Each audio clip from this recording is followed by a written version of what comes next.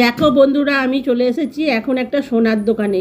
তো সোনার দোকানে কি করতে এসেছি বলো তো? রুষার জন্য গিফট কিনতে। রুষার আজকে জন্মদিন। তো দেখো, গিফট কেনা হয়ে গেছে। গিফট টিফট কিনে চলে গেছি একটা আলুর দোকান, এখানে এই সবজির দোকান।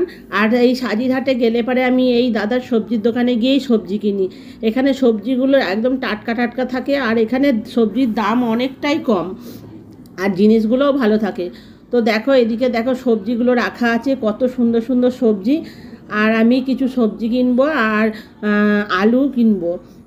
তো দেখো, তরমুজগুলোও খুব ভালো। একটা তরমুজ জিজ্ঞাসা করলাম, তো বলছে এখানে তরমুজের দাম হচ্ছে 25 টাকা করে। তো তরমুজ আমি কিনবো ভাবলাম, কিন্তু তরমুজের ভেতরে লাল হয়, তো লাল হয় না বলে কিনলাম না। তো চলে গেলাম এখানে একটা ওষুধের দোকানে, ওষুধ কিনে নিয়ে গেলাম রিক্সা ধরবো বলে। তো তাড়াতাড়ি করে বাড়িতে যাচ্ছি রুষার আজকে বার্থডের যে গিফটটা কিনে ওকে দেওয়ার জন্য। তো দেখো, রিক্সায় উঠে পড়ছি। আর রাস্তায় এত রোদ, এত গরম, হালকা হালকা বৃষ্টিও হচ্ছিল। তো দেখো, রিক্সায় উঠে পড়লাম, আর দেখো কতটাই ঘেমে গেছি। বাড়িতে পৌঁছে গেছি। বাড়িতে এসে হাফ রান্না করে গেছি, আর হাফ রান্না এসে আবার বসিয়েছি। দেখো, ডাল বসিয়েছি আর পটল ভাজা। আর আজকে করেছি প্রেশার কুকারে ভাত। আজকে আর হাঁড়িতে ভাত করিনি, কেন অল্প করেই ভাত রান্না করেছি। আর আলু সিদ্ধ দিয়েছিলাম। তো আলু সেদ্ধটা মেখে নেবো। আর বাজার থেকে নিয়ে এসেছিলাম কাঁকরোল, ভাবছি কাঁকরোলটাও ভাজবো। দেখো, ভাতও বেড়ে দিয়েছি, আর এদিকে আমার ভাত বেড়ে নিয়েছি, বৃষ্টির ভাতও বেড়ে নিয়েছি। আর এদিকে আলু সিদ্ধটাও মেখে নেবো। আর এখানে দেখো, কাঁকরোল ভাজা কেটেছি, নুন হলুদ মাখিয়ে রেখে দিয়েছি। কাঁকরোলটাও একটু ভেজে নেবো। তো ওরা ডাকছে, রুষার মাসি মারা, ওর রুষার আজকে জন্মদিন, এখন ওকে খেতে দিয়েছে। তা গিয়ে আশীর্বাদ করার জন্য ডাকছে। আর দেখো, কত খাবার দেখে ও বেশি খুশি হয়েছে, চকলেটগুলো আর ওই থামস আপ ওগুলো দেখে। আর কি বদমাইশি করে তাকাচ্ছে, আর এত বদমাশ হয়েছে চিন্তা করা যায় না। আর ও ভাবছে যে কি হচ্ছে, সবাই আমাকে এরম আশীর্বাদ করছে। আর ওর মাসি বলছে যে সবাইকে নমস্কার করতে, ও তো কাউকে কিছুতেই নমস্কার করবে না, ও হেসেই যাচ্ছে। তো ওর মা বললো যে কাকি তুমি আশীর্বাদ করো, তো আমি আশীর্বাদ করছি।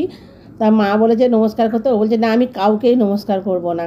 তো আশীর্বাদ করা হয়ে গেছে, আর আমি একটু পায়েস ওকে খাইয়ে দিলাম। তো একে একে সবাই আশীর্বাদ করে নিচ্ছে। আর দেখো, চুপচাপ বসে বসে, কোনো কান্নাকাটি কিছু নেই।